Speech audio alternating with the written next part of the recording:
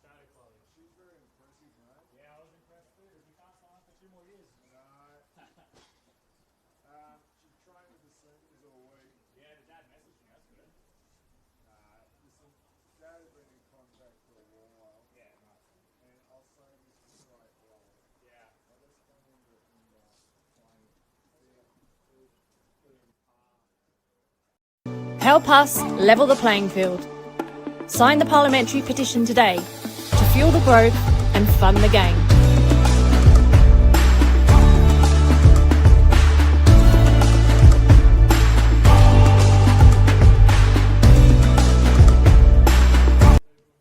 I was happy with that in a strange way, but not in a good way.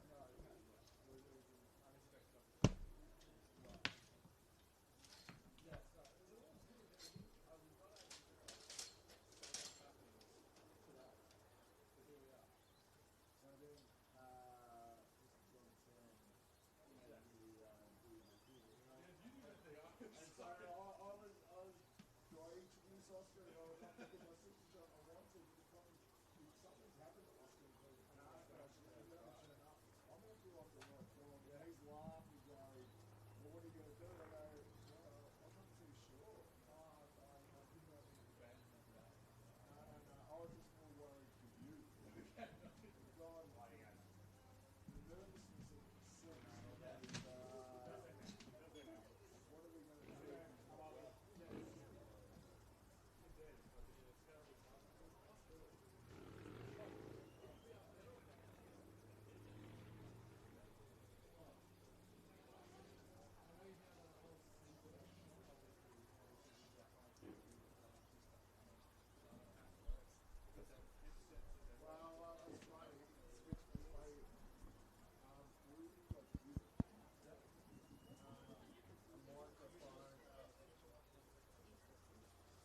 Is that off? Which one's off?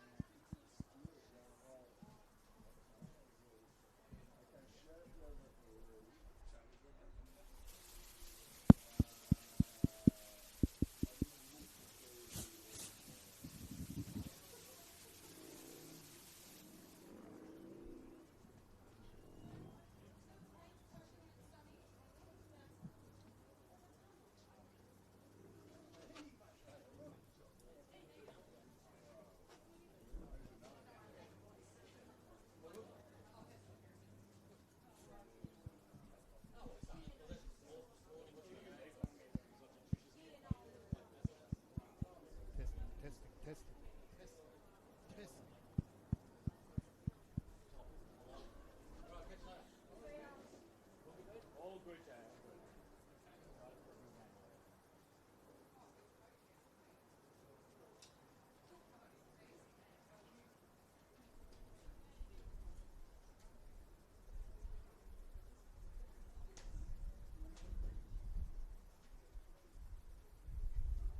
Testing 1, 2, 3.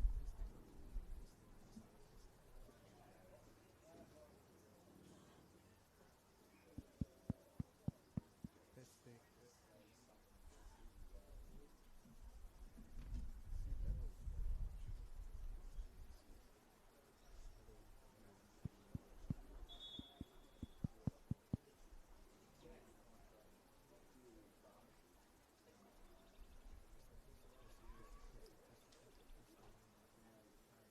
What about this? Can you hear this?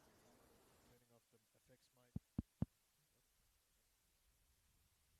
Hello, hello, hello, hello, hello, hello, hello. I'm talking. Barely. Very low, very low. How about now? I'm using a splitter. Hello, hello, hello.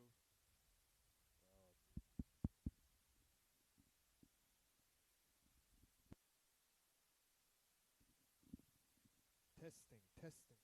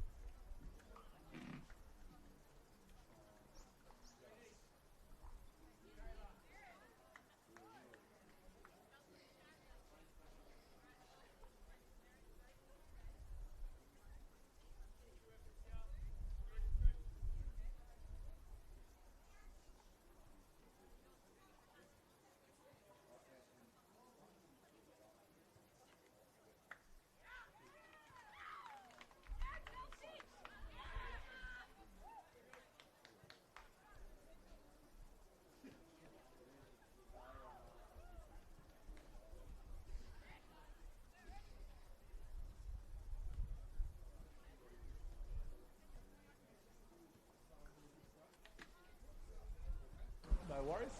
You are good to go, but if I waved at you, your mic might be dead. You guys might have to share it, okay? Share which one? This one or that? That one. That one? Okay. Alright, let's go see what happens. Give it a go. All right. Well, good afternoon and welcome. Sorry, guys. All good, all good. I'll try to fix it.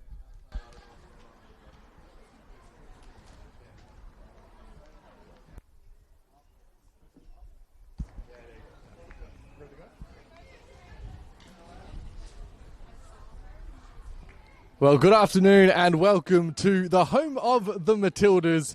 It's Cup final weekend in the Senol NPLW Victoria, which means there are no league fixtures and just the Cup final, which took place yesterday evening. No fixtures, that is, except for this one before us this afternoon between the two A-League academy teams, Melbourne Victory and Melbourne City, getting ready to go head-to-head in what is a catch-up fixture from a couple of weeks ago into the last 5 or 6 weeks of the season as we are now. And two teams looking to add some points to their tally before the curtain comes to a close on 2026 for each of them. And with the whistle of our central referee, Shab Roshan, we're underway on what is a sunny Sunday afternoon in Melbourne's north at the home of the Matildas. Melbourne Victory and Melbourne City going head-to-head as Victory move forward early on in this one. An early look perhaps at goal for Sienna Silvestre. Melbourne City's defence being tested early, and they've given away a free kick in a dangerous area. And just with that moment of pause, my name is Oscar Rutherford, talking you through today's game, and it is my great pleasure to be accompanied this afternoon by Heidelberg United's Sven Samuel. Sven, two academy teams, some of the brightest young talents in the state. Lots to look forward to this afternoon. Oh, without doubt, Oscar, and as you've mentioned, it's a lovely sunny day here, but the wind is playing havoc, and I think wind and football don't always mix, but let's see what happens here. First shot on goal fired in by Portia Tam for Melbourne Victory. The wall doing its job, taking the sting out of the shot to make life a little bit easier for Darley Gore-Birchmore. Looking at both teams' starting 11s, both coaches making just the one change to their respective 11s coming into today's game. Sienna Silvestre starts this afternoon, having come off the bench last time out against Essendon Royals for Melbourne Victory. That means Jasmine Miller, the top scorer for Melbourne Victory this season, will start this afternoon from the bench. Also making their returns for Victory, Bridget Murray and Anastasia Simic back into the starting team via the bench. Whilst for Melbourne City, they've also made the one change as Abigail Cheshire is reinstated to the starting 11 in place of Liliana Lamarge, who drops to the bench. Hannah Skotnitzer also back into the matchday squad via the bench.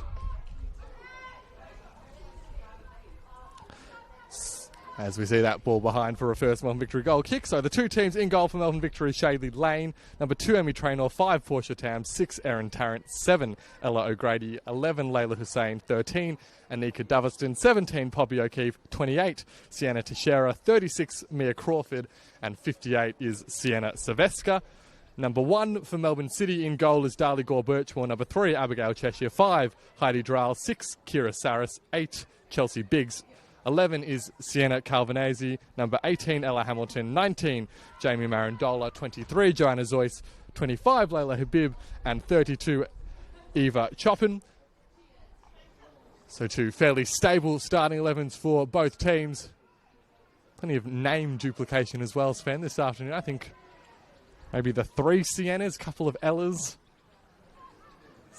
couple of Laylas as well, I think. So not as many names to remember for you and me, but of course at this stage of the season where, well, we've seen a lot from both of these teams already. Melbourne Victory, things have gone a little bit more smoothly for the team in navy blue. Melbourne City struggling a fair bit, and of course that defeat last week to Bentley Greens now seeing them come into this afternoon's game rock bottom of the Senol NPLW Victoria ladder. That doesn't mean that this one will be straightforward for Victory, of course. City will be up and about for this game, always looking to beat one of their main rivals in this season. No, I think it'll be a wonderful opportunity for some very talented players to really stamp their authority, show some real reason why they should be retained by their academy squads, because at this time of the year everyone's starting to plan for the future, and some of these players need to put their hand up because the likes of Kira Saris as well, she should have Junior Matilda's World Cup positions on the horizon for someone of her class. So it'd be interesting to see, Oscar. It's been a fairly open start to this game. Both teams not lacking in attacking intent, as we see Abigail Cheshire getting upfield to try and contribute to the attack. That ball cleverly played off the Melbourne City number 3, though, so Melbourne Victory will have themselves a throw. Well won by Sienna Teixeira. Very much plenty of club hierarchy in Melbourne Victory and Melbourne City present at the home of the Matildas this afternoon, not too far away from us. The likes of Emma Checker, Kayla Morrison, John Didalitza all in attendance.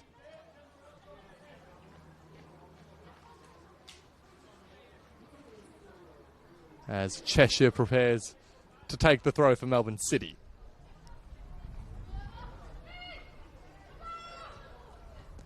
Unable to keep track of the ball, so it finds its way out.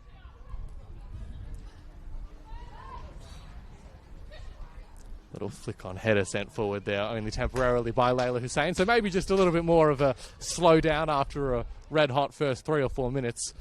Sven, we've had the opportunity to see plenty of these two teams now over the course of the season. Of course, the first where we've had the two academy A-League clubs both in the top flight of Victorian women's football. We know that for you and people associated with other more foundational NPLW clubs, there's, I guess, a degree of frustration with so much young talent being hoovered up by these two teams, but also a really great opportunity to showcase some of the best talent in the state and to play together more games, more match time at a high level. Oscar, without doubt. And yeah, there was frustration from the foundation clubs, more because the rules that were explained to us by Football Victoria didn't seem to be as consistent as they'd put to us in writing. But to be fair, I think it's a wonderful thing for the competition. I think it's tremendous for these players, long as they're not being warehoused and they're being given opportunities. That we see a goal scoring. Yeah, great chance here as the run comes down the right flank. The shot on the follow-up. Well, the first good look at goal for the afternoon. And Melbourne City do just enough to clear their lines. We saw the threat there of Ella O'Grady down the right flank. And eventually Melbourne City getting the ball clear. No, as long as players aren't being warehoused, as long as they're getting game minutes and opportunity to play on a weekly basis, minutes are the key for these players. And I think it's been fantastic.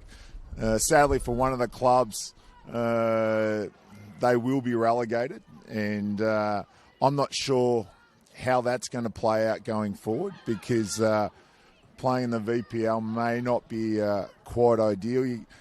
I mentioned Kira Saris before. Someone like also Darlie Gore Birchmore. She's currently in the under-17 Matilda squad. I'm not sure playing in the VPL is going to help players such as that. But listen, we're all clubs and all academies have their challenges, and it's how they've been set up. I think Melbourne Victory were blessed having someone of the calibre of Jonathan Clementi, who'd spent a lot of time researching, having relationships with families, players, and the squad he's put together I think is exceptional. Melbourne City probably didn't take that same sort of chance, which made it hard for them, and I think Jonathan Clementi is going to be rewarded via people circling at the moment as a potential A-League coach, and I think I'd be shocked not to see him coaching the A-League the season coming. Big raps there for Jono Clemente. Also had a stint commentating on the NPLW Victoria 2, Jono, so he's been here, there and everywhere, as we see Anika Doveston deemed to have been fouled there. So another free kick opportunity in the Melbourne City half for Victory. An opportunity that Sienna Silvesca wastes no time in taking charge. See Portia Tam there as well.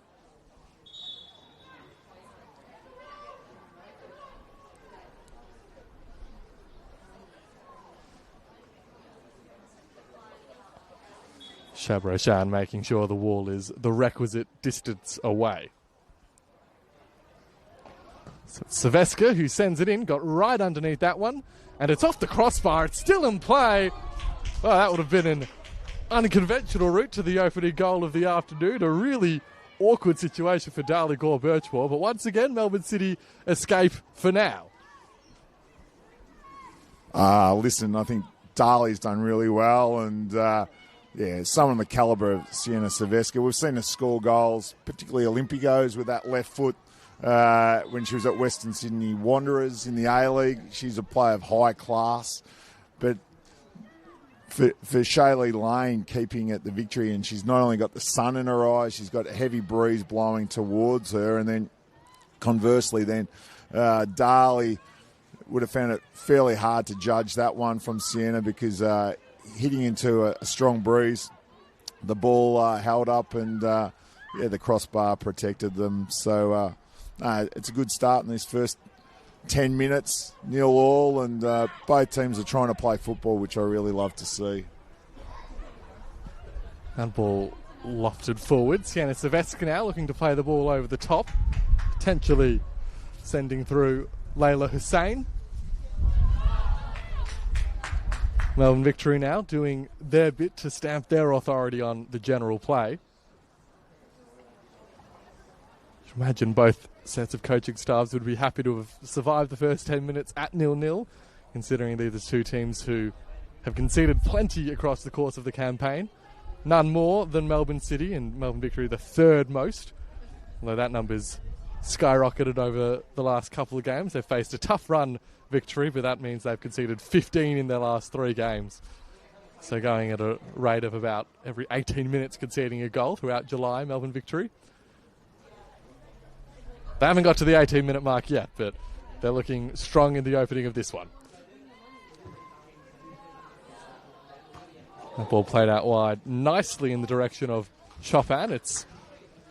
See the smile on Chopin's face. It's worked out for City in the end.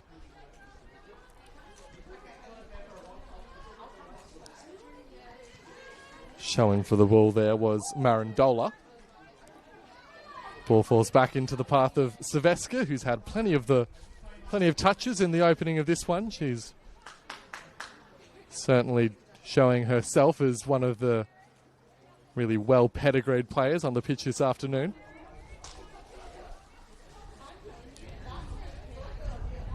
Erin Tarrant, player with the armband to take the throw. Of course, one of a number of players with whom you'll be well familiar, Sven, due to their Heidelberg connections. Erin Tarrant bursting onto the scene last season. And looks as if she'll get another crack at taking this throw even deeper in the Melbourne City half.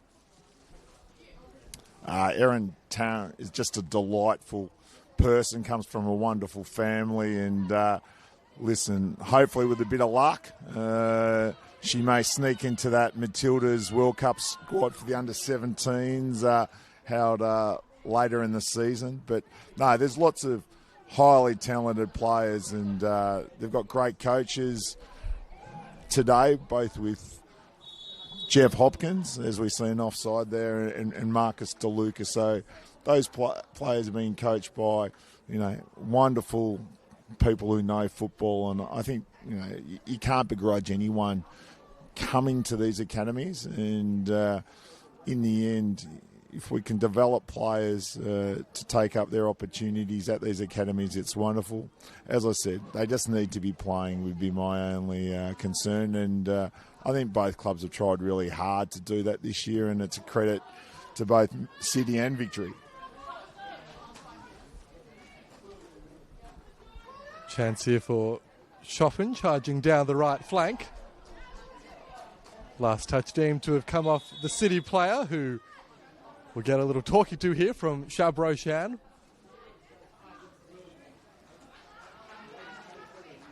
One of the most experienced referees going around, Shabroshan, and laying down the law with the youngsters on the pitch today.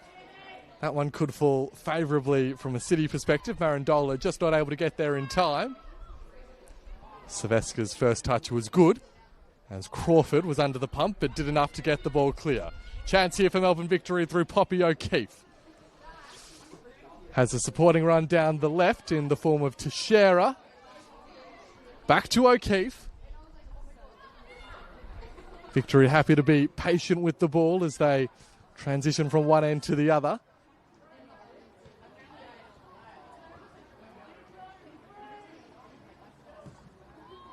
Silveska back out to Teixeira.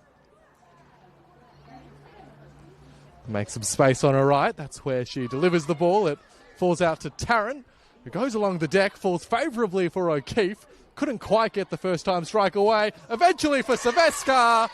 There's the opening goal. Sienna Silveska, she's been here, there and everywhere. And she's the first name onto the score sheet this afternoon. Leathers it into the top corner. And Melbourne Victory lead after 15 minutes played at the home of the Matildas.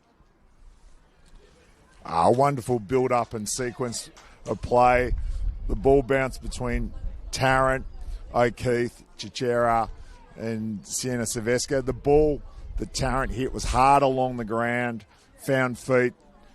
Obviously, ball ping-ponged, and someone the class of Sienna Silveska, as much as Darley Gore-Birchmore is a wonderful goalkeeper at point-blank range there. It was a really good finish, and 1-0 up to Melbourne Victory, Oscar.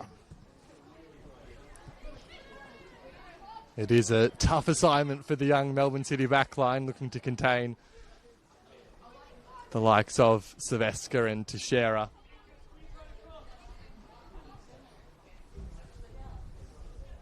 Players well accompanied with A-League level quality.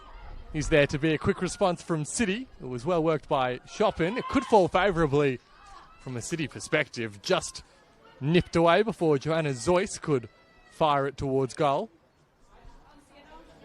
Teixeira again for Melbourne Victory. That run didn't go quite as far. Cheshire lost track of the ball. Crawford now turns away from Marandola and did very well. Mia Crawford had the start last week at one of the toughest away venues to travel across Keys, Mia Crawford, and despite the 6-0 scoreline, I thought Sven did a sensational job. Just another example of where the game time that is afforded to these young players. You can occasionally get someone bursting out from nowhere. That cross inside is a fairly comfortable claim for Shaylee Lane, but a positive response from City to going behind. Players such as Emmy Traynor and Mia Crawford have been wonderful footballers, and they've developed magnificently, whether it's been through FV Academy or the old NTC. And then, both started their careers playing at Calder United, which is sadly no longer does exist, as we see Sienna Silveska winning the ball here, Oscar. Silveska goes crossfield into the path of O'Grady. Here's Ella O'Grady. It's 2 for Melbourne Victory. Silveska's at the heart of it again. This time it's O'Grady with the finish. A little bit of a threat of some afters, but in any case, Melbourne Victory, they've doubled their lead and they've taken firm control of this contest early. Again, wonderful football. The through ball was an absolute cracker.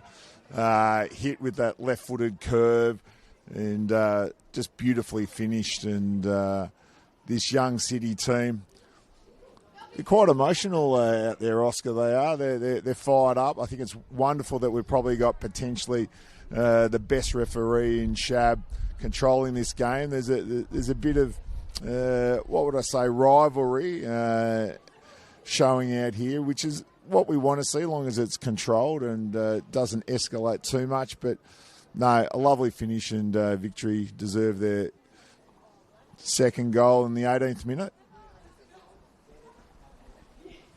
Yeah, just a little bit of a coming together between the goalkeeper and a couple of Melbourne Victory opponents in the aftermath of the goal. But that quickly settles down, and Melbourne Victory are in firm control. Crawford stepping out of the defensive line. Hoping for Teixeira, instead Tarrant doing some defensive work. Headed forward by Layla Habib. It's right back into the thick of it, Habib. Comes away with the ball now. Space down the left potentially for Calvinesi, but well read by Trainer. And Melbourne Victory do enough to get the ball clear. That pass back in field is dangerous from Tarrant. Hoping to take advantage there was Marandola. Cross inside, couldn't find a teammate. And eventually Melbourne Victory are able to navigate their way clear of danger. Well, only for a moment though, that's really well won back. Chauvin inside. Chance for a shot from a long way out. The block was important. Protecting Shaylee Lane's goal. Well, you can see that second goal. It's really energised Melbourne City. They're really bringing it to victory right at the moment. The trouble, of course, is the counter-attack potential, which Sienna Teixeira looks to launch. Crawford inboard to Doverston. Fair coming together with Calvinesi. City come away with the ball. Biggs was hoping to charge forward. Well read by Anika Doverston.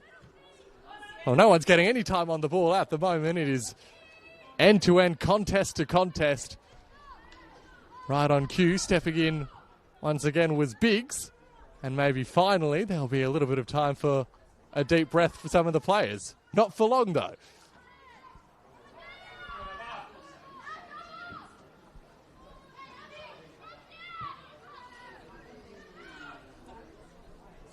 Biggs now. Beats one. Inboard. Just couldn't quite get the first touch he was looking for, Marandola. And as a result, has to take a circuitous route via Calvinesi, whose cross inside isn't bad. Marandola on the turn. Crucial toe in from Doverston. Enough to do the defensive work for victory. And whilst the ball forward is wide of the target, a really engaging couple of minutes spell there, Sven. Not only are these wonderful young players dealing with the sun, the wind, the pitch here at the home of the Matildas has had a lot of use this season. And I can assure you looks very green, but it is very hard to play on currently. So what a great ball that is, Oscar. A wonderful ball for Marandola, who took it first time. It was a difficult one to control, particularly with a couple of defenders bearing down. Shaylee Lane will be grateful to watch that one sail well off target. I just love how both of these teams are trying to play football. No, the balls that are being played longer are to advantage into the space, particularly trying to split the fullbacks and the centre-backs to give their players an opportunity, particularly their attacking players, to run onto the ball. They're trying to play with as much width as they possibly can, and it's enjoyable to watch. Yeah, there's a bit of feeling out here. A lot of these players have been in the NTC or Football Victoria's FV Academy, so they all know each other. Most of them have probably represented, whether it's Victoria or the Junior Matildas. So, there's always a bit of feeling. Everyone wants to prove who's the better team, better club, better player. And, this is enjoyable, Oscar.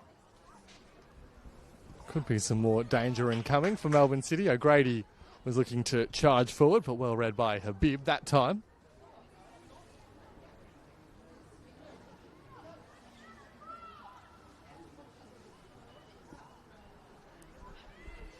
You wouldn't know it, by the way. The first 23 minutes have panned out, but these are two teams who've endured torrid winters thus far. Hardly a point between them to their names since the start of June. You see that both sets of players have very quickly forgotten about that, and they're bringing their all to this one thus far. Choffin tried to get inside, but Tarrant read it better. Treats to Crawford. Closed down, but Silvestre there with the little toe poke into the path of a teammate in Doverston.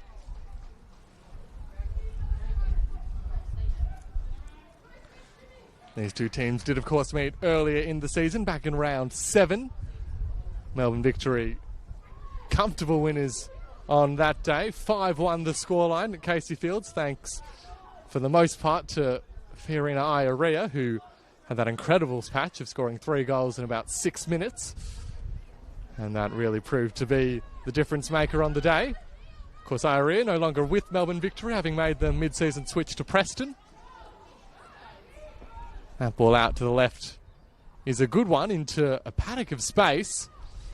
Chance perhaps for a shot from outside the area. It does eventually come in. It's well deflected, but a nice move from Calvinese, and the end result is a Melbourne City corner.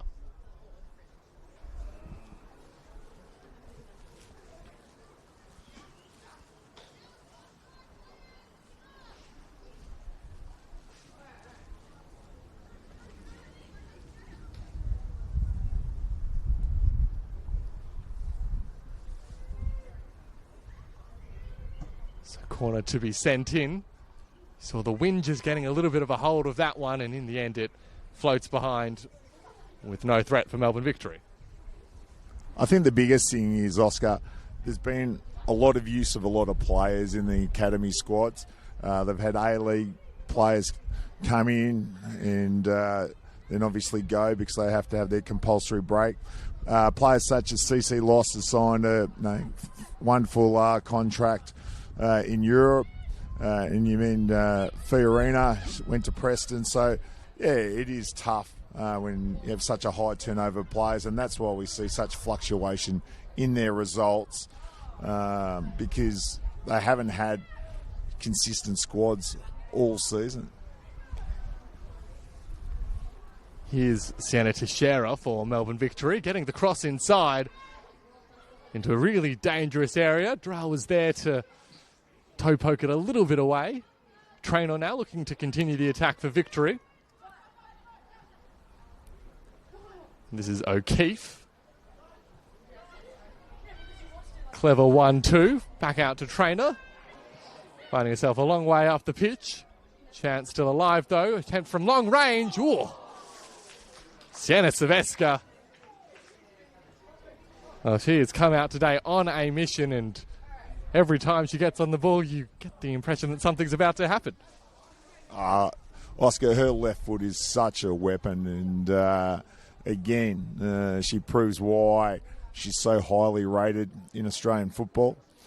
I'd love to see her in the midfield at Melbourne Victory during this A-League season because, she's the type of talent Australian football needs to grow.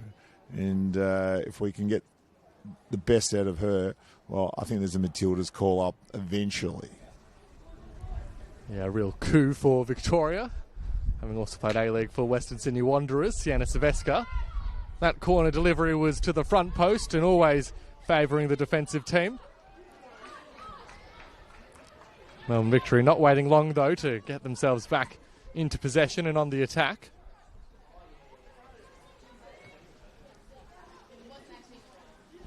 Just to mention as well, from that earlier meeting where Fiorina Iorea scored 4 of the 6 goals on the day, the 2 other scorers, Jasmine Miller and Ellie Kirkby, they're both on the bench for their respective sides this afternoon, so we may well see them introduced at the second 45.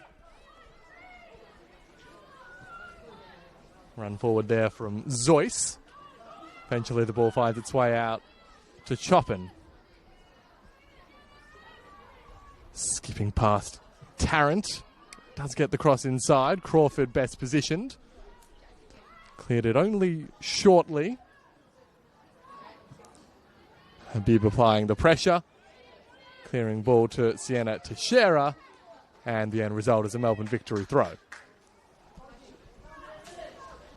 I think players, Oscar, the likes of Chelsea Biggs, Sienna Calvinese, have really grown for Melbourne City, and they've been players that I think, again, could step to that next level. And I think what they've shown this year has been real quality and fantastic growth, which is a real positive for Melbourne City, even though their season hasn't panned out how they probably had hoped.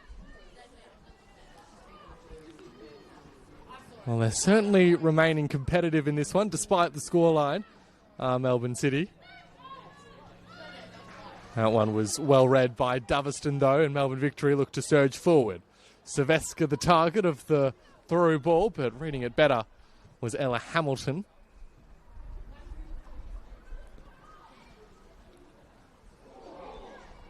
A little bit of a coming together, which does prompt Chabrachan's whistle. Emmy Traynor, I think, unintentionally catching her opponent Zoyce.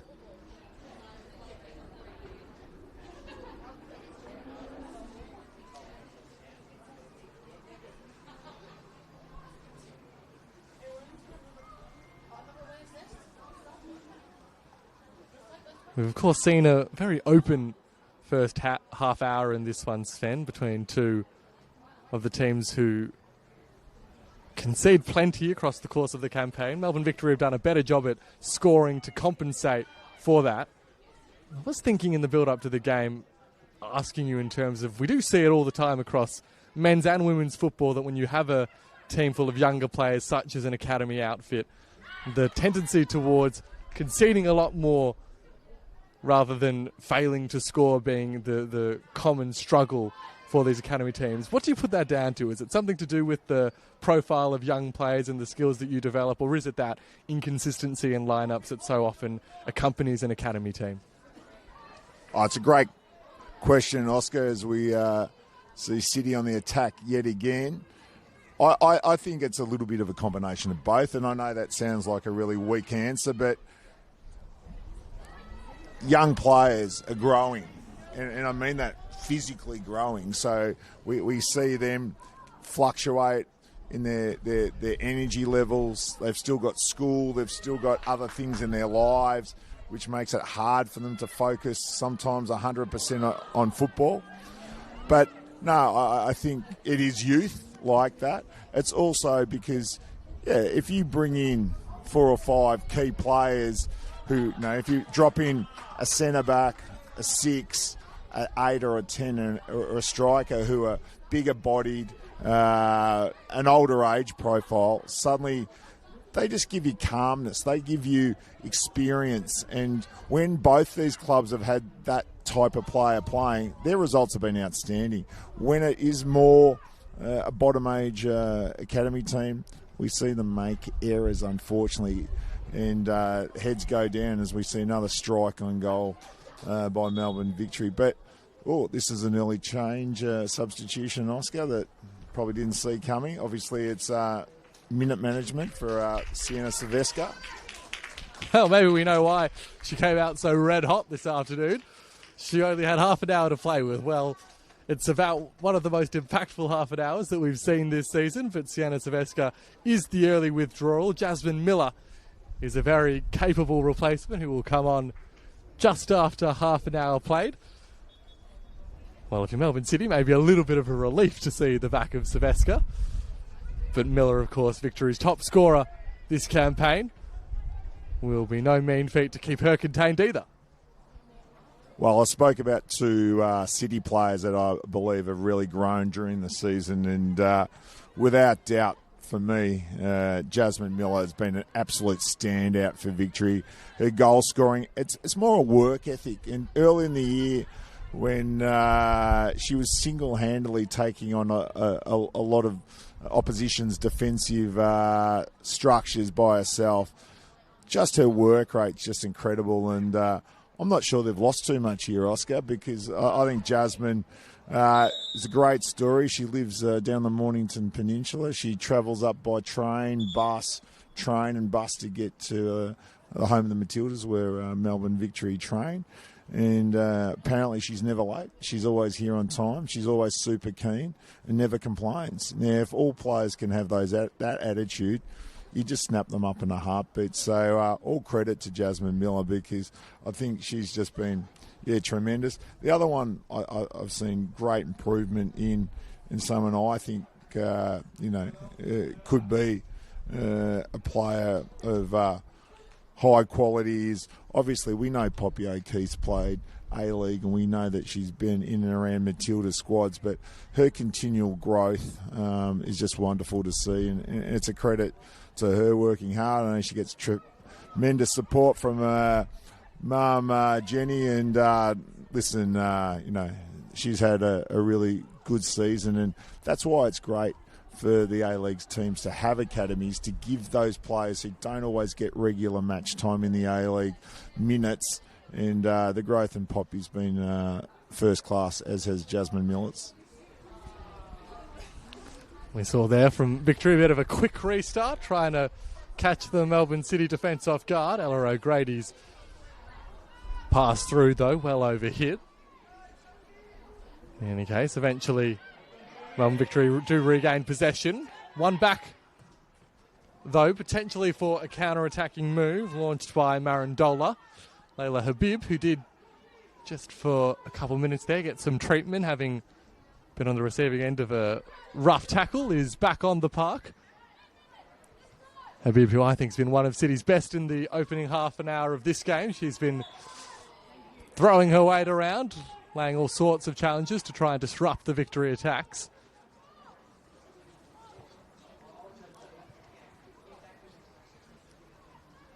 This is O'Grady for Victory. Manufactures some space for herself, tried the delicate little chip over the top for Teixeira, but Gore Birchmore read it better.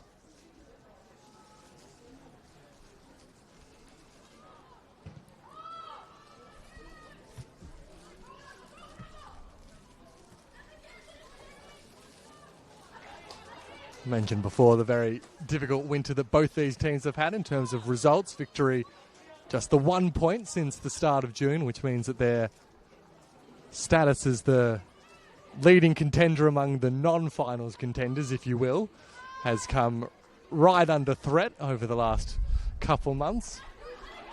All of a sudden find themselves just 3 points clear of 12th, having spent so long in 8th position. So 3 points today would go a long way to securing a more comfortable mid-table position come the end of the campaign. Melbourne City, of course, fighting to avoid that bottom of the table finish. Marandola wins back possession, shoots first time. That one was on target, but a fairly straightforward claim for Shaylee Lane.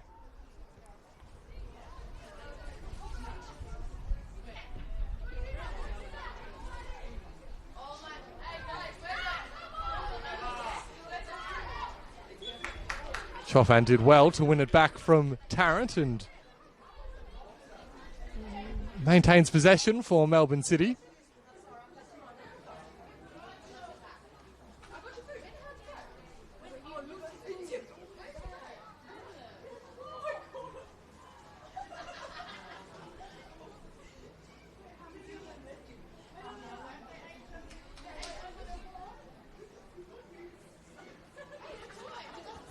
So it'll be Abigail Cheshire to deliver the free kick. Goes direct into the box. It's allowed to bounce. Maybe catching the defending players a little bit off guard with where it was directed. But thankfully for Victory, Lane was alert to the danger. This is O'Keefe on the turn. Has Biggs for company. There again with the sliding challenge was Habib. A ball out to the right-hand side, sets a task for O'Grady, unable to track the flight of the ball as well as she'd hoped. Now Tam, crossfield towards Teixeira, just overhit though.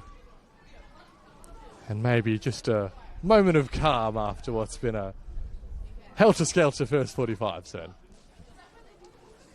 The other thing is, Oscar, we've seen both these academies have a change of coaches during the year. So I've noticed City now far more under Marcus than George to be playing a little bit more direct under George at the start of the year. They were playing everything out from the back. Darley, Gore Birchmore was either rolling it to everyone when she would make a great save or playing out a goal kick, always very short to try and play out. As we've seen today, they're playing far more direct, a little bit longer, so they're not as under as much pressure as they were early in the year. Victory, I don't think they've changed too much in how they've been playing. It's probably more, their style is probably, the players seem more relaxed now. I'm not saying Santi put pressure on them, but I think under, whether it's been Jonathan Clementi, Harley, or Jeff Hopkins, they seem to be playing with a bit more freedom, and their football's been very entertaining. Prospects here for a Melbourne City counter-attack. The run has continued down the left flank. There was the attempt at the shot from a tight angle from Calvinese, but Portia Tam tracking the run the whole way and doing enough to send it behind for a corner. And of course, as you mentioned, Sven, there were those couple of games early in the season where they were just conceding mountains of goals. Melbourne City, the back-to-back weeks, conceding 9 against South and Heidelberg. Ball in right to the heart of the box. Sienna Teixeira has also had a heavily involved first half thus far. Now they're doing her defensive duties in the heart of the penalty area. Similar delivery this time, just over the head of everyone though. Now will roll behind for a goal kick. A decent second ball in, no one able to get that redirecting header to really test Shaylee Lane, who for all the dangerous areas in which Melbourne City have found themselves in the first half, Shaylee Lane hasn't really been tested thus far.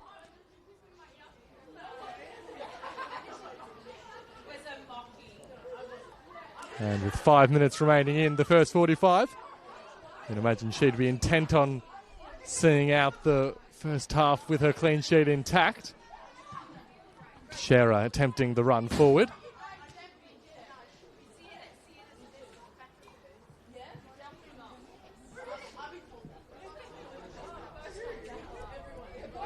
Ball got behind Hamilton. Miller getting one of her first involvements of the afternoon before Sarah sent it out for a victory throw.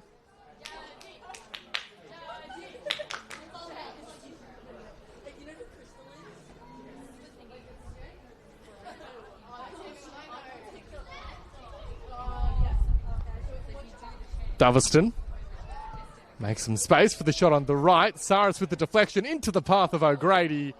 Flashes wide of the post though. Ella O'Grady very nearly doubling her tally for the afternoon.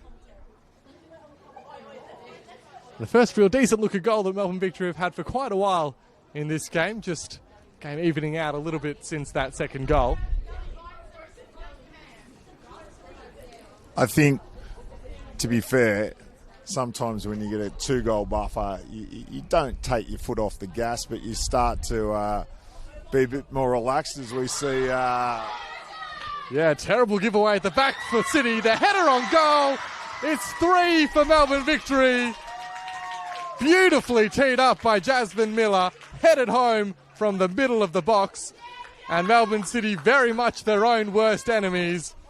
Giving the ball away in such a dangerous part of the pitch, and Melbourne Victory do not need to be asked twice to take that kind of opportunity.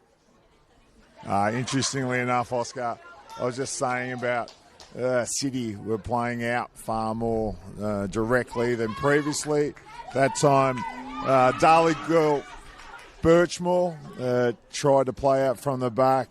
The pressing trap was set by Victory, and Sienna Silvesca leaves someone of her high talent, and then on the flip side, you have someone like Jasmine Miller to set up the goal beautifully, and well done to Victory. 3-0 up after 43 minutes, and it's just good to see young players being rewarded for effort and doing all the right things. So here goes Miller yet again, playing out to Chichera. Yeah, Melbourne Victory all of a sudden hungry for a fourth. That was a really well-timed challenge, though, from Habib. Confirmation as well, having just confirmed with the replay that it looked to have been Layla Hussein who got the header home to treble Melbourne Victory's lead.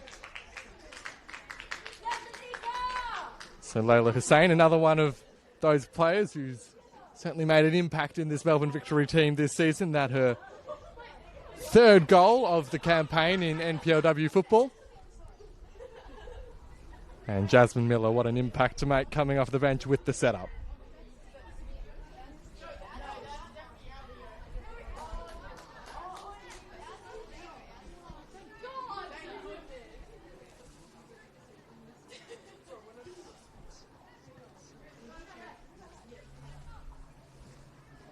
So is there to be another looker goal for Melbourne Victory? They look to be cruising towards a 2-0 halftime lead. City invited a third, which Victory gracefully accepted. And now is there to be a fourth as Portia Tam delivers into the area, headed towards goal.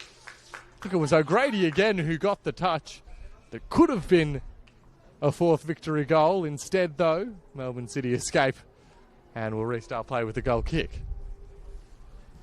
We're lucky enough to be surrounded by the Melbourne Victory 20s players. If the viewers on the NPL channel are hearing all that chatter, excitement and encouragement here on the Senol NPL. Oh, trouble here. Well, I'm not sure what Shaylee Lane has gotten up to there. Melbourne City more or less gifted Victory a goal before, and Victory returning the favour soon after. Jamie Marandola saying thank you very much and reducing the deficit just before the halftime break. And well, there won't be many easier goals that she'll score in her career, Jamie Marandola, than that one. Pinching it from really the chest of the Victory goalkeeper. Well, we expected goals this afternoon, Sven, and we've gotten them. 4 in the first half, and still with first half stoppage time to be played.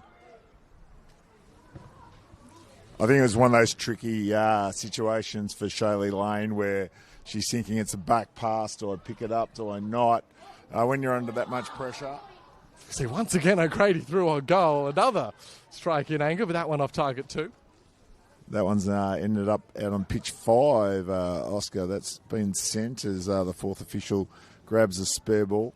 But no, Shaylee Lane was caught there where ball's being played back. She's under that much pressure. I think Sheb would have let her grab the ball because it was a goal-scoring opportunity for Melbourne City. And sometimes when young goalkeepers get in two minds, as we see City trying to play it yet again, this time successfully, leads to goals. And sadly for Shaylee Lane, the ball was in the net. Well, the good news from a neutral perspective is it does just reopen the door slightly to the contest in this one as we creep towards the halftime whistle. City back within 2 goals. And with the talent on the pitch, that deficit that could certainly be overcome as we see Anika Doveston hoping to win back possession, but Heidi Drau coming away with the ball instead for City.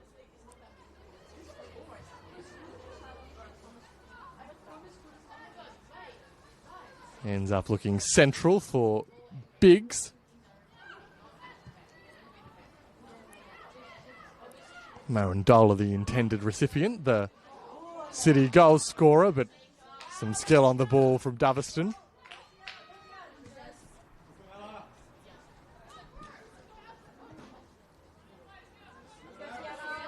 Teixeira resuming her battle with Cheshire. That was well defended, though, by the City number 3. It's been a difficult first 45, but got the better of that duel. Now, potentially, Chelsea Biggs had some grand ambitions, charging it to the Victory half. Instead, Traynor takes the ball back the other way. This is O'Keefe looking through, hoping that Layla Hussein had remained onside, but the assistance flag raised. And you wonder if that will be the last meaningful look at goal that either side generates. And indeed, Chav Roshan blows the whistle for half-time. Well, an entertaining first 45 at the home in the Matildas. Victory came out firing, particularly Sienna Savesca, who scored the opening goal before teeing up Ella O'Grady for the second. Layla Hussein made it 3 thanks to some wonderful work in the build-up from Jasmine Miller coming off the bench. And Victory did look to be cruising towards a 3-0 half-time advantage, but for a late goalkeeping error teeing up an opportunity for Jamie Marandola, which he gratefully took. So as we head into the half-time break, Melbourne Victory in control, 3-1 scoreline, but Sven Samuel still a little bit to play for. City in with a shout this game. Oh, without doubt, because if I was Marcus DeLuca, I'd be selling the facts that they have quality up top. Can we play to feet or can we play to beyond? Because if they can do that, playing into the breeze is sometimes far easier, as Victory showed there. So, listen, there's many reasons why City can rescue this situation. 2 goals isn't a massive break with 45 to go. But no, we've seen some really, really good football, some excellent goals, some good saves. And in the end, we're lucky to be here when there's no other Senol NPL women's football being played this Sunday. To have this game on, I hope the viewers are enjoying it, Oscar. Very much so. Be sure to join us for the second half. At the break, though, at the home of the Matildas, the scoreline reads Melbourne Victory 3, Melbourne City 1. All right. Let's see what's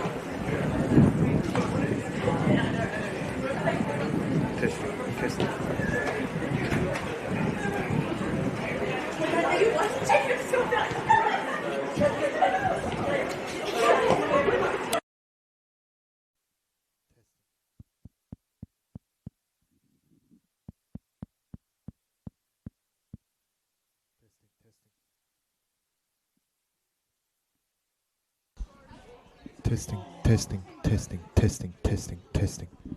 Wow.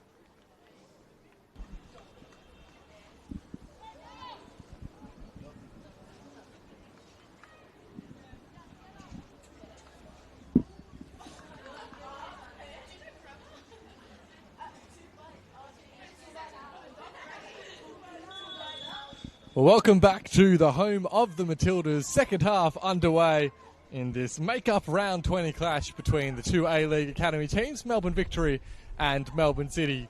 We enjoyed a really entertaining first 45 minutes. 4 goals in it, the first 3 going the way of Melbourne Victory before Melbourne City grabbed one back late in the half.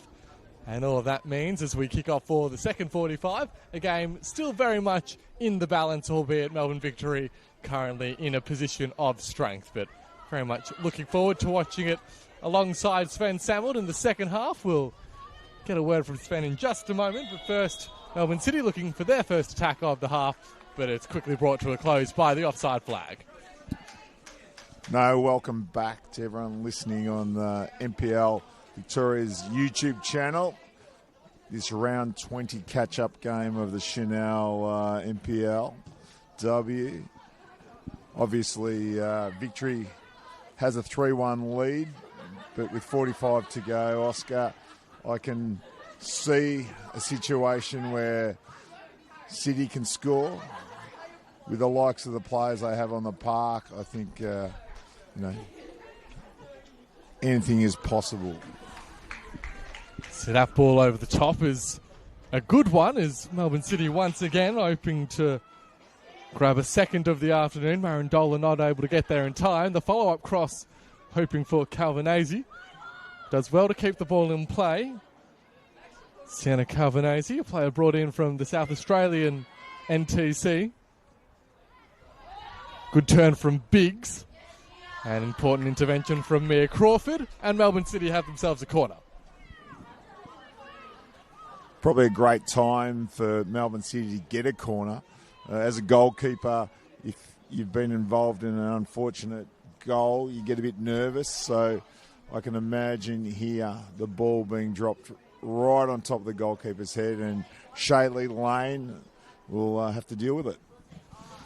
One sent in by Calvinese. It's a little bit away from the goalkeeper.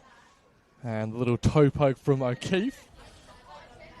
Hoping to set Doveston on an escape route away from the goal area.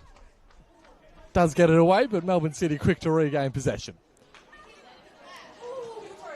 That pass, though, could create the opportunity for Victory. O'Grady unable to keep the ball in play. Darley Gore Birchmore set Kirasaris quite the challenge there. The ball's a little bit too far north for her to pick it up. I really rate Kirasaris highly, Oscar. Obviously, being in the junior Matildas, whether she's playing as a centre-back or as a 6, I think she's an outstanding footballer. And here she is now, again, winning the ball back. Chance here for Chelsea Biggs to lead the charge for Melbourne City on the counter. She was delayed for Zoyce, spread it out to the right-hand side, where continuing her work is Eva Choppin, who was a regular threat down the right flank in that first 45.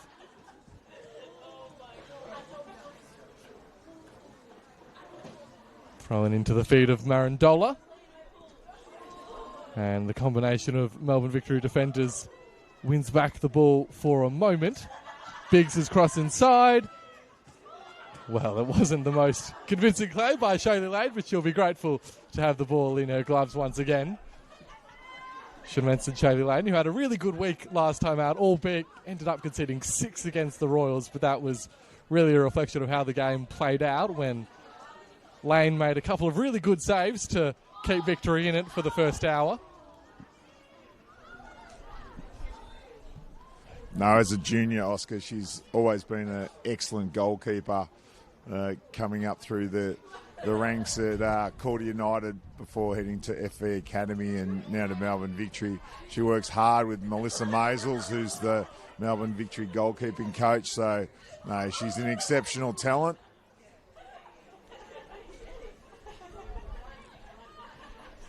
Victory now with their first meaningful spell of possession in this second half, hoping for O'Grady. Heidi Dry stepping out of defence to attempt an interception. Hello, Grady, who did score the second goal of the afternoon.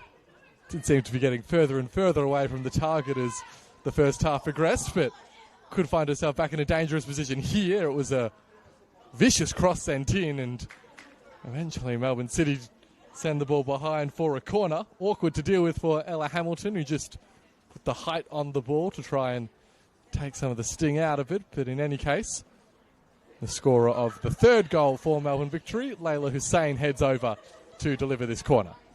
I think Layla Hussein will really enjoy the breeze, how it is here now, Oscar, with her in-swinging right-footed corner.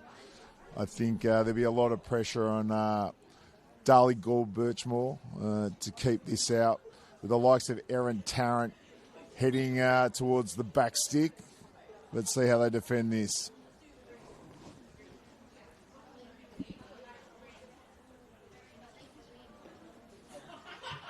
Hussein delivers. It's a flat one as well. Did find a teammate's head, but wasn't exactly well positioned to direct it on target. I think Jazz Miller might have a little bit of a headache after that one, Oscar. That's not the heading technique that they coach, I presume, during the week. No, I could imagine Reid Mulholland would be educating them far better than that. He's a really good up-and-coming young coach, so no, I don't think that's the technique that's being taught out there at Melbourne Victory. Jazz Miller, who's really made that name for herself this season with some impressive technical ability on the ball. She's a real joy to watch as we see Melbourne City doing enough to earn themselves a goal kick. One of those players whose close control is so excellent and can navigate her way out of some tight situations, and the end product, whilst not always there, but yes, it's becoming more regular for Jasmine Miller, and she's able to finish off her good work. It'll be interesting to see when the coaches go to their benches, Oscar, with both teams or both clubs, academies warming up currently. They normally look to make changes around that 60-minute mark, so it'll be interesting to see who may come on. I think for Melbourne City, someone the likes of Maya Capitano may come on, who's a great goal-scoring presence and scored many goals here at the home of the Matildas over a short career.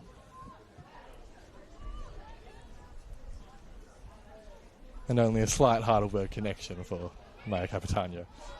No, she won single-handedly won a grand final here, beating South Melbourne when we still had grand finals for what were the under-19s at that stage. She was absolute weapon that day. Melbourne City now on the counter-attack surge. And Nika Doveston tracked a long way back to support the defence and forced into the concession of a throw.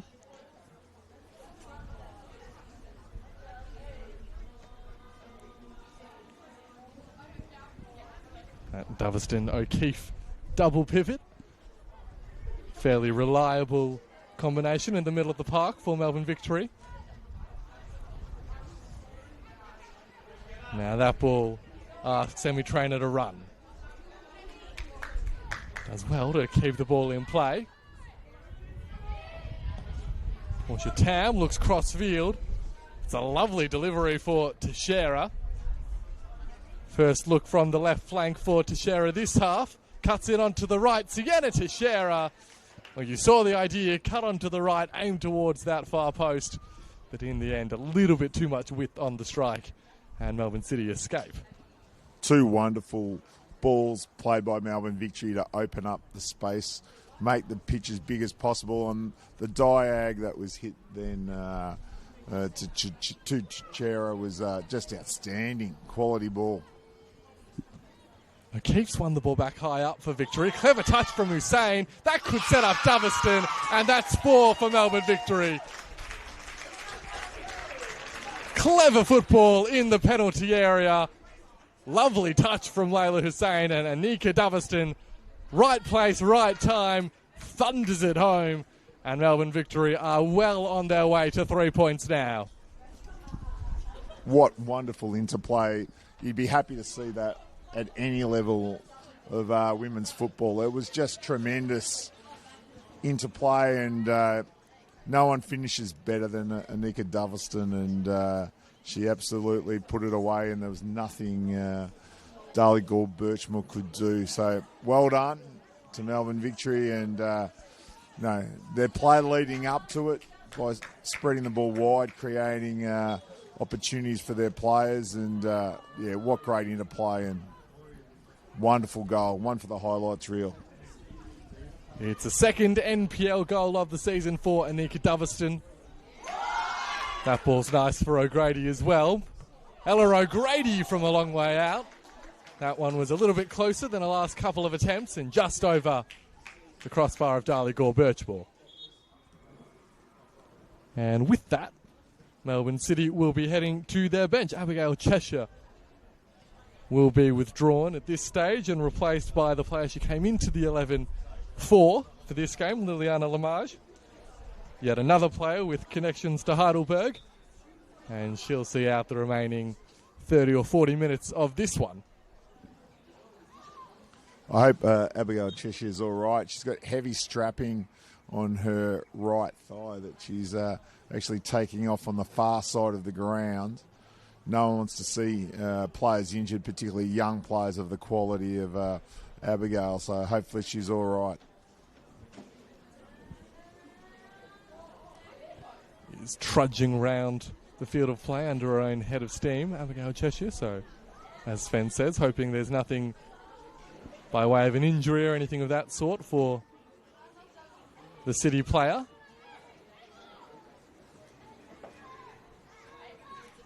Melbourne Victory do look to just have regained a little bit of control in this contest. That ball sets to Shearer away. Wasn't able to get there in time, though, the Victory wide player. It's been a little bit of a positional change now. Liliana Lamage has gone to centre back, pushing Ella Hamilton out to right back for Melbourne City. Oscar. Yeah, Lamage now partnering Saris at the heart of the City defence, with Dryle on the other full-back flank. Still hoping to keep tabs on O'Grady. Here's O'Keefe for Victory. Ball inside, cut out and charging forward our City. Ball carried by Zoyce. Tried the ball through for Chopham, but Tarrant read it better. O'Keefe and Doveston combining once again. This time Melbourne City come away with the ball through Hamilton. Doveston. Clever first touch from Layla Hussein. Took the ball into the path and draws the foul. Not only have these players got 3 points to play for, we mentioned before, they're playing for spots in their academy for next season, and there's probably at least 5 or 6 players playing potentially for spots in that under-17 Matildas World Cup squad, which will be announced later in the year. And it's good to see so many players from Victoria being given opportunity to represent the junior Matildas, because for a little while there we weren't producing as many players as we would like or hope, and it's good to see them having a chance. Portia Tam is the player standing over this free kick. Instead it's Layla Hussein who takes. Didn't strike it too bad, but not too much trouble for Darley Gore Birchmore. That classic situation when you're hitting with a breeze, you've got to keep your head and shoulders forward over the ball, otherwise it will fly like it did that time for Layla. Yeah, but to your point, Sven, it is... normally at this stage of the season, when you have two teams with not a lot to play for in terms of league outcomes this season, we know that City will finish bottom or second bottom, and Victory somewhere in that clump above those two, and sometimes that can mean that you get a game at this stage of the season where both teams not a lot to play for, kind of going through the motions. It certainly hasn't been the case this afternoon. The benefit of having players so hungry and eager to prove themselves every time they take to the pitch is we get games like this which Well, it could be a round one game the way that both teams have attacked it and the intensity that they've brought. Ella O'Grady there just had the ball pinched from her toes. I couldn't agree more, Oscar.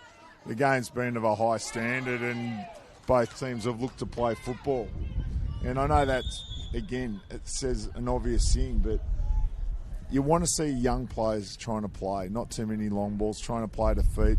And I think we've witnessed that today here at the home of the Matildas as we see another change. Another change from Melbourne City sees Joanna Zoyce withdrawn, and she's replaced by Ellie Kirkby, who did score City's only goal the last time these two teams met. Of course, the player brought down to Melbourne from Queensland, most recently with Lions FC. And she's taken up her spot in the number 9 position, wearing the number 14 shirt, Ellie Kirkby. A player of good size, good height, she's good in the air, good with the ball at her feet, and yeah, I'm surprised we haven't seen more of Ellie during the season. I think she's, again, a quality talent. You can certainly see the height advantage that she brings as soon as she's stepped onto the pitch, so that'll provide some perhaps greater opportunity from a corner or free kick such as this. Kira Saris has stepped over to take.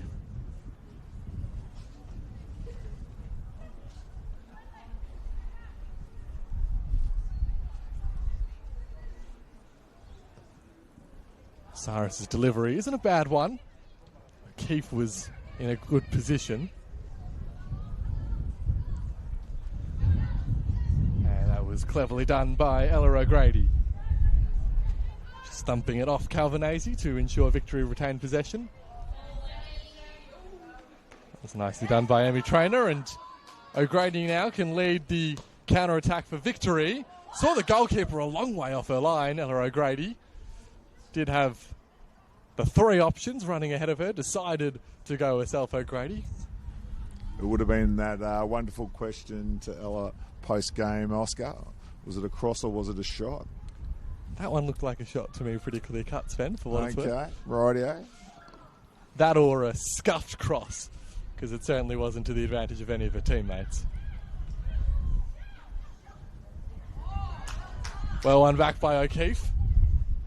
Clever 1-2. Poppy O'Keefe with the chance to make it 5. Layla Hussein involved again. Poppy O'Keefe with the finishing touch. A clever 1-2. And Melbourne Victory are running away with this one now. A really nice finish into the bottom corner. Nothing the goalkeeper could do. And Melbourne Victory right now just looking a little bit too good. I think you're right. And sadly for Melbourne City, it's probably been a repeated story for the entire season that in many parts of play, many times during games, they are dominant and they do some wonderful things with the ball, but they get worn down. Again, I think the class of the squad that Melbourne Victory have put together and the hard work of Jonathan Clementi's been rewarded, and City just probably don't have the depth of squad as Victory, and it's showing out not only on the ladder but here today with the scoreline as it is currently.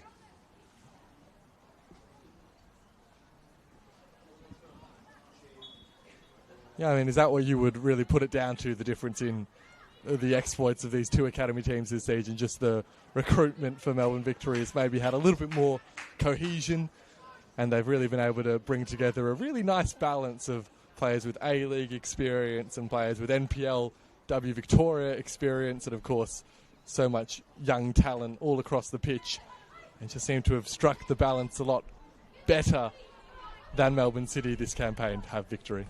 I think Victory for a long time had academy squads train at Maribyrnong Secondary College. I think there's a lot of players with great talent in those areas. To get out to Casey Fields can sometimes be a bit of a mission. So if it was a 50-50 call, do I go to Victory, do I go to City? For people who, these are young players who have to go to school, families that have to work, and then just the relationships that Clemente built with the players and the families, I think has been a recruiting weapon. It doesn't mean that City can't turn it around, but I think, again, Victory at the moment are working really hard to nurture all their talent. There's one thing picking up the phone to FV Academy families and inviting them down to trial or play, but you need to have those relationships, and without those relationships, getting players to your club becomes problematic. And again, you know, Clemente did extremely well with the likes of Reed, Mulholland, and no, they've done exceptionally well, and it's shown out, as I said, on the ladder, and hence why Clemente has gone on to bigger than brighter things, I'm feeling, which may be announced in the next week or two.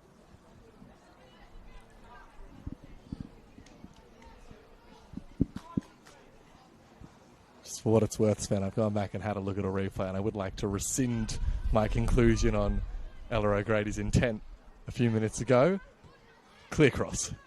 Looked up, saw the teammates, didn't even turn towards goal. It was a cross. Scuffed cross. Oscar, listen, that's a great thing in life. Everyone's got a different opinion on football. Everyone sees things in their own way. And listen, whether it was a shot, a goal or a cross, for me, I implore players to take shots from range, because most of the time, mate, Darley Gore Birchmore's got the sun in her eyes. It's a horrific breeze. The pitch is not perfectly ideal, and Ella had no pressure on her. If she'd gone for the shot at goal, I would have been actually probably more excited, because that's what you want players to do, as we see Darley taking on the Melbourne Victory attackers outside the box.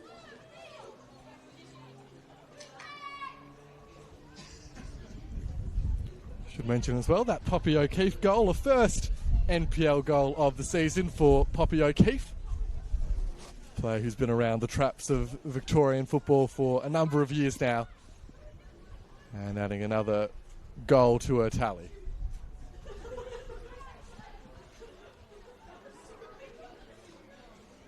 Corner coming forward for Melbourne Victory. They've got 5 to their name already, 5 different goal scorers as well. It's turned into a really enjoyable day for Jeff Hopkins and his coaching staff, the Victory hierarchy as well. Looking very relaxed is Jeff in his seat in the dugout. And their new seats here at the home of the Matildas were most welcome sitting in them last night. Maybe the outcome wasn't most welcome, but no, they're fantastic seats. And Portia Tam here, an excellent dead ball specialist. That one sent in deep, awkward for Gore Birchmore. Does drop at the back post, and the chance still alive for Victory. Tarrant goes to the deck. Chabrochan not interested. Teixeira now makes some space before crossing, and that was a strong claim from Darley Gore Birchmore, who maybe just copped a little flick into the head on her way down. I think it was a head clash by her own defender there, Oscar. Heidi Dryle from the looks of things. Yeah, you're right.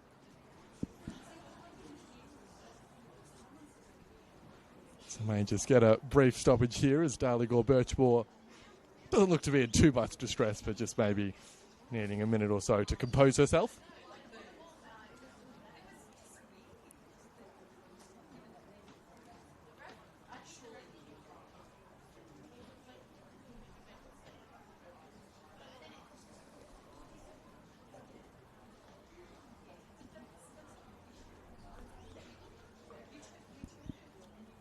Darley Gore Birchmore back to her feet and looks as if she'll be fine to continue. You mentioned the new seats, Sven. Presumably if they had a fresh set of Eskies for everyone, you'd be all over it, though.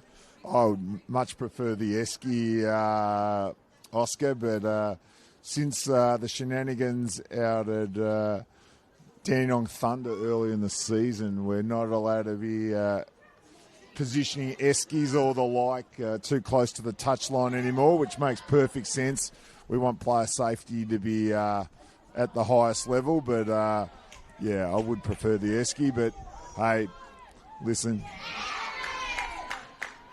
you've got the best seat in the house, whether it's an esky or a lovely seat as we have here at the home of the Matildas.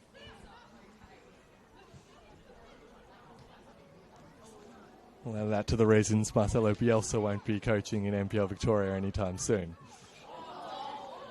It's a lovely pass for Ella O'Grady, who's in behind the defence. The cross is a good one as well. A worm burner along the deck, and Ella O'Grady continuing. Well, no shortage of energy for O'Grady, who's been going full throttle for most of the afternoon. One of the players hoping to get a real crack in the A-League team in the upcoming season.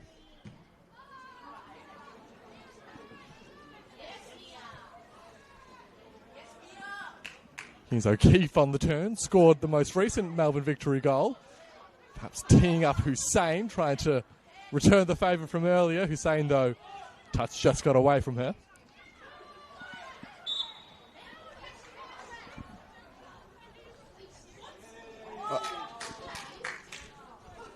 We have our first yellow card of the afternoon shown to Ella O'Grady. I think we're about to see a double change from Marcus DeLuca and his Melbourne City staff, with Capitano coming on, and also Ella Juha.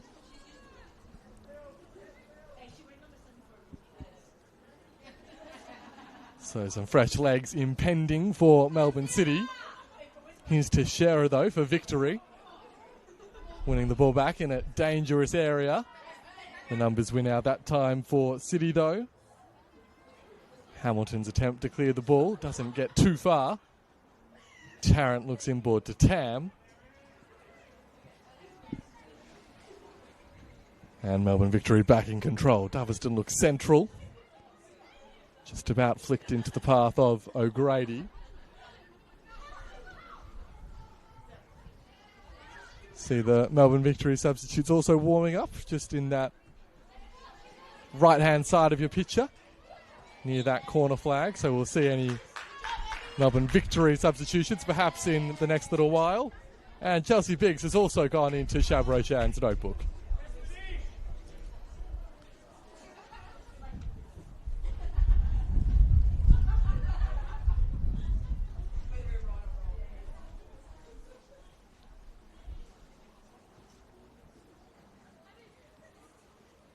Will provide an opportunity for those substitutions to be made. Capitano replacing Marindol, the scorer of City's goal this afternoon.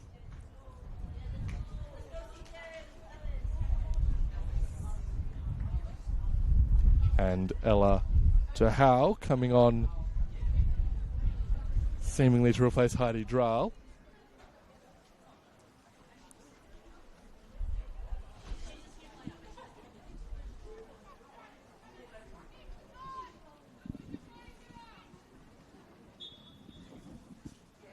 So a couple of substitutions sent forward by Marcus DeLuca as victory continued to poke and prod. Miller cross into the area is a really nice one.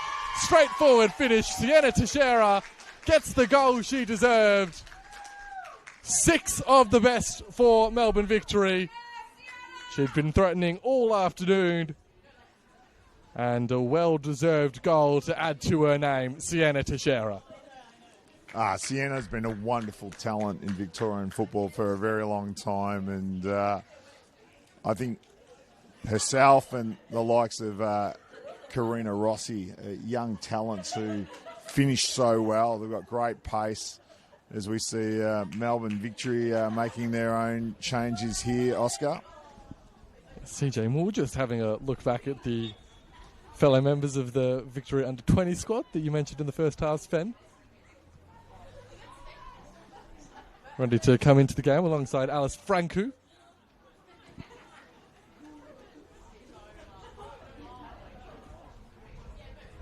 Approaching now the final 15 minutes of the 90. It's turned into a commanding Melbourne Victory display.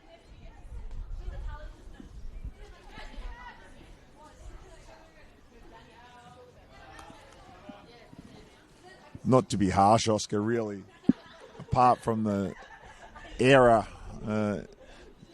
in that first half by Melbourne Victory defending, it could quite easily be 6-0, to be fair. That's how dominant Victory have been in this game, and they just continue to take them on through Jasmine Miller now.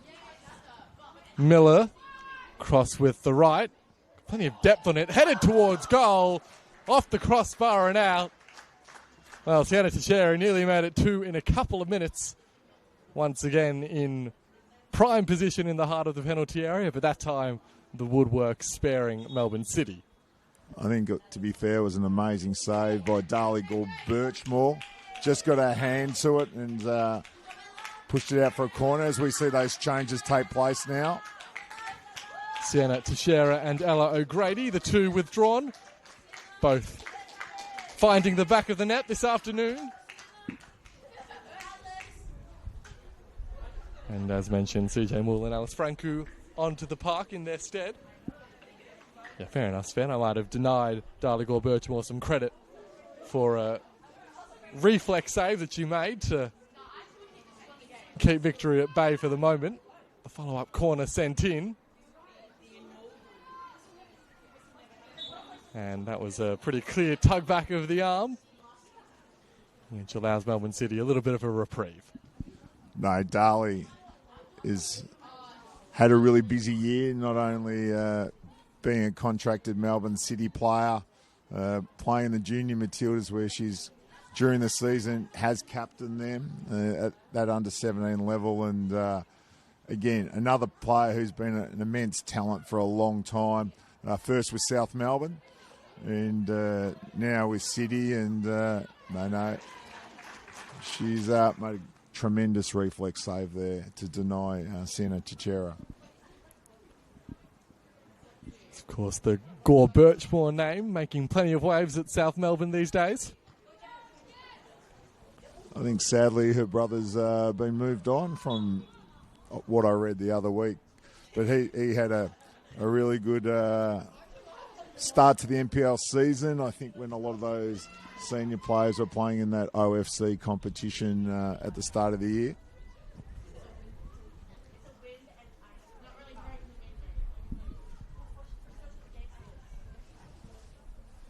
Well, there aren't many major football families in Victorian football who don't at least have some tangential connection to South Melbourne. So wide-reaching is the club's influence. And even if, as is the case at the moment, those players aren't at South Melbourne as we speak or don't go on to have long senior careers at the club, always seemingly popping up in a junior development sense. One of the great institutions of Victorian football.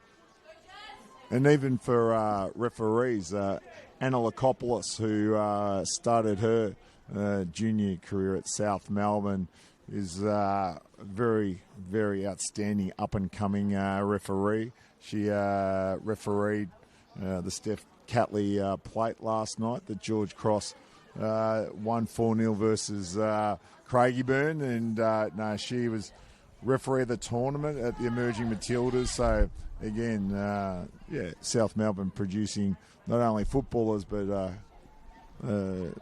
officials that are going places.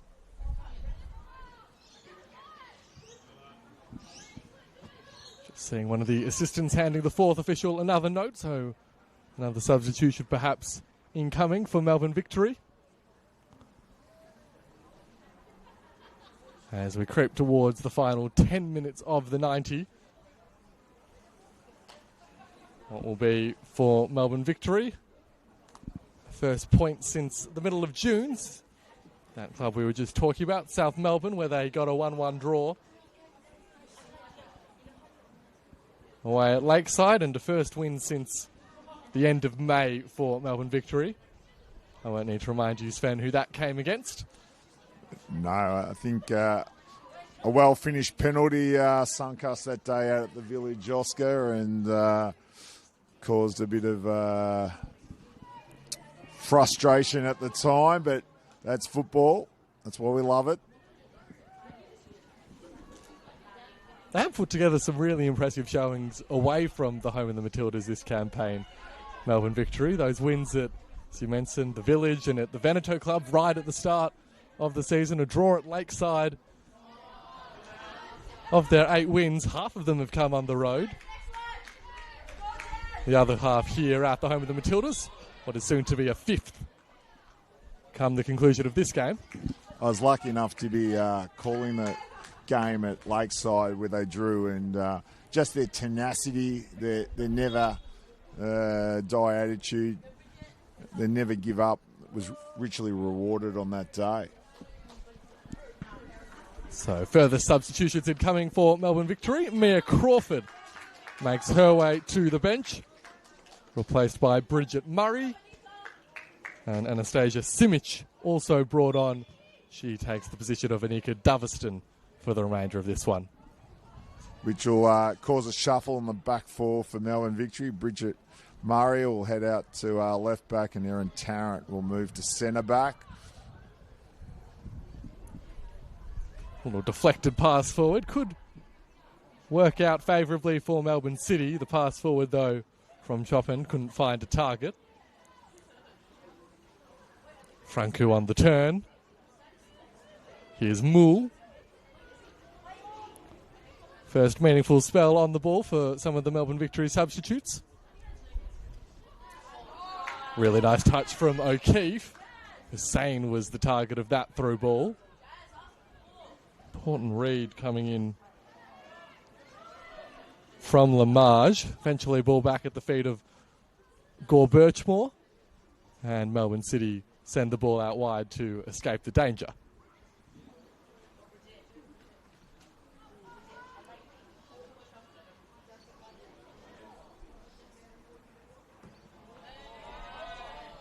Tam's ball into the path of Jasmine Miller. Maybe a little bit earlier in the game, Miller's able to get to that one. Portia Tam very nearly another delightful sweeping diagonal ball to send a teammate behind the opposition defence. I think unfortunately for Jazz Miller, the ball took a bit of a skip and beat it to the byline. Decent run there coming from Calvinese. Wasn't able to pick out a teammate though, as the substitute Bridget Murray stealing back into possession. Well, in some ways this game has come full circle, right back to where we started with the close quarters, plenty of physical contact and turnovers in the middle of the park. To be fair, it was probably a win or die moment there. They were a little bit stretched, the Melbourne Victory back four, so it was a good free kick to give away. Almost falling favourably. That one for Layla Habib. His influence has waned a little bit in this second half. It was one of those key contributors in the first 45 for Melbourne City.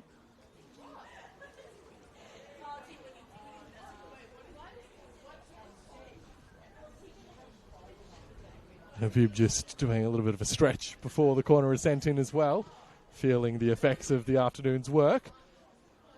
And ball in. Biggs with the strike. Lane had to be alert and was. And a strong claim for the Victory shot stopper.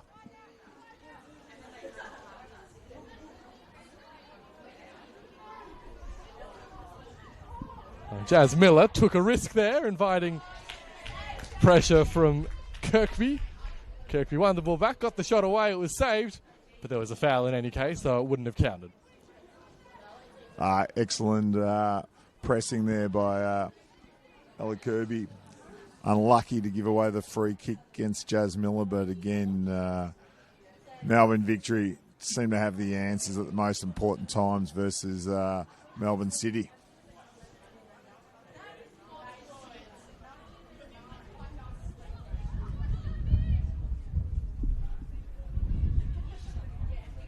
Go hunting again, do City for a goal to reduce the arrears. Choppin retreats to Biggs, who goes with the first-time cross. Plenty of depth over the head of Calvinese. Habib's touch. And eventually Melbourne Victory recover possession. Fantastic work rate by Jazz Miller. Basically playing as one of their 9. She's working all the way back here to help her defenders. Has done it on a handful of occasions in the last little while, Jasmine Miller. If you're willing to travel from the peninsula up to Bandura, I'm sure a trip from one end of the pitch to the other doesn't seem so bad. And the best thing is she doesn't have to use her PTV pass to do that, Oscar. She get free public transport still? I'm not too sure. I'm lucky enough that I don't have to travel too far for work, so makes my life a little easier. Here's Layla Hussein for Melbourne Victory. Hoping to shift it onto the right. Cyrus did just enough to prevent the shot from coming in, but unable to prevent the corner.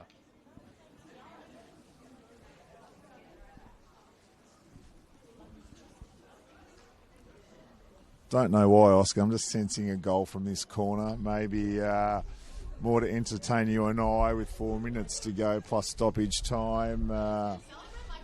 As we're sitting here in the shadows, it's a little bit chilly. We've had Victory's under 20s entertaining us next door, making commentary a little challenging, but it's been good fun. Portia Tam. That one's got plenty of hide on it. Gore Birchwell with the double fister. Couple of swings and misses. Eventually City come away with the ball. Calvinese has a few to beat, did well. Well, we're sure not to return back to your predictions, Fen, as Melbourne City charge into the opposition half. Thankfully, I don't gamble, Oscar, so every now and then you can roll the dice for free. Cross inside, it was a really nice one as well. If anyone were there able to poke it home. This late stage of the game, though, not to be. Both these teams with the 4 games to play after this to round out their season in the rest of August. Melbourne City, another couple of tough away trips in the next 2 weeks at Preston and Heidelberg before returning to Casey to welcome 2 finals contenders in South Melbourne and Box Hill to round out their campaign. Melbourne Victory, meanwhile, they'll be back here next Sunday to welcome Spring Hills before they head to Kingston Heath to play Bentley, back here for Alamein, and then rounding out the season at BT Connor against Preston Lions. The Heidelberg-Melbourne City game, Oscar, has been moved to a Friday night fixture, so 7:30 at Olympic Village. It was supposed to be on the Saturday, but with the Heidelberg United men playing 4 games in 8 days due to the Doherty Cup, the Senol NPL, and also the Australia Cup, we've had to do a little bit of juggling for that to happen, and I know the Heidelberg United players are very excited about playing on a Friday night. It's not something that they get to do very often, particularly at the more friendly time of 7:30 than playing at 6:15, which is a real pain point with the players. So they're looking forward to taking on this young, spirited Melbourne City team.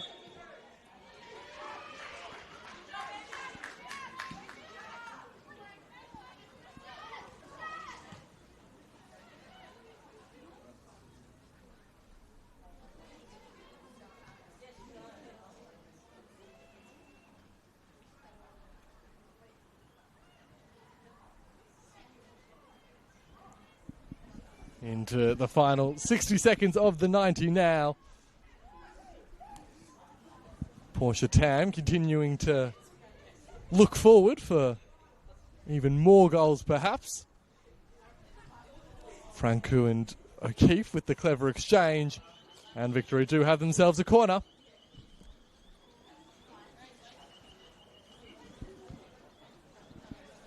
And as Layla Hussein heads on over to that far corner flag, we're a few moments away from finding out how much time to be added on.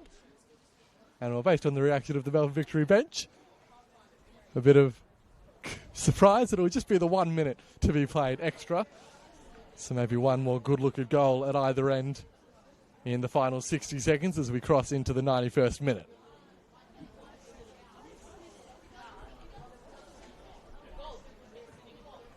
Gore Birchward double fister.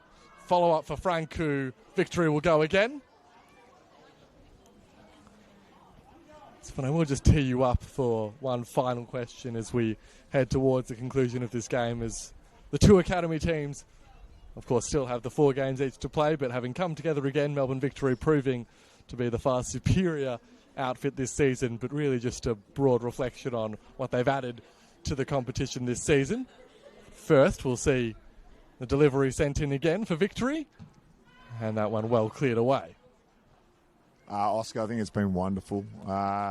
We want to grow the game for women. We want to have the best players in the state playing at the highest level, and more teams we have in the Senol NPLW.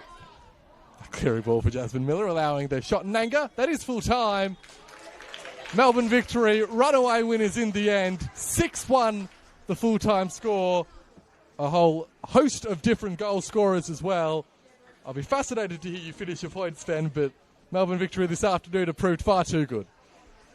No, I think it's been wonderful, and more players we can expose to the top level.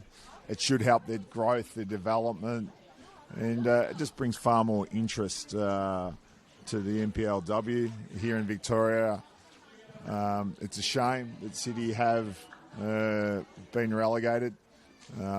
Hopefully they'll work hard to get themselves back into the NPL next year. I think it's the right decision. I don't think previously when we had both NTC and FV Academy in the NPLW, they couldn't be relegated. I don't think that's the right thing for the very reason there's no incentive for these A-League clubs to invest, to promote and to work hard, and that's what we need them to do, to develop all these wonderful players. So I think, yeah, listen, they'll take stock, look forward to what they can do to rebuild and come back up.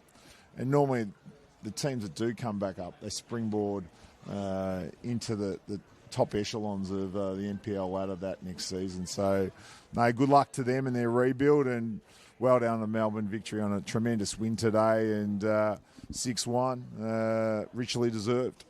Yeah, 6-1, the full-time score. 6 different goal scorers as well. Sienna Saveska, Sienna Teixeira, Poppy O'Keefe, Anika Doveston, Layla Hussain and Ella O'Grady, all getting their names on the score sheet, while Shamie Marandola scored City's only goal of the afternoon. But that's full-time, and that's all the time that we have for another weekend of Senol NPLW Victoria football. Melbourne Victory, too good on the day.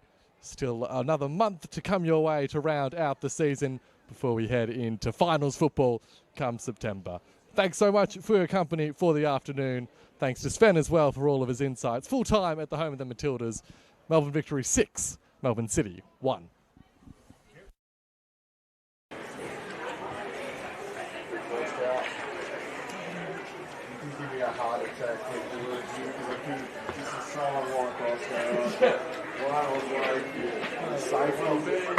Yeah, I was worried there. I thought, this could be entertaining. No, but I probably should have taken the cake. No, I didn't. What actually happened? It was just, I heard an accident. No, nothing really. Yeah, okay. He was getting mobbed by fans. That's right. I was on my way up. I couldn't get through the door. Sven, the first time I was talking, I told him you look like Rick Ashley. So maybe they thought he was Rick Ashley. Wow, I'll tell you what. The young Rick Ashley. I hadn't put 2 and 2 together, but hey, I can see that. I can see that. Who was it again? Who was it? Rick Ashley. Rick Astley. Okay, yeah. Sadly, I must say, I was in Tasmania as a younger man for a few months, and I got free tickets to his concert at the Entertainment Centre, and it was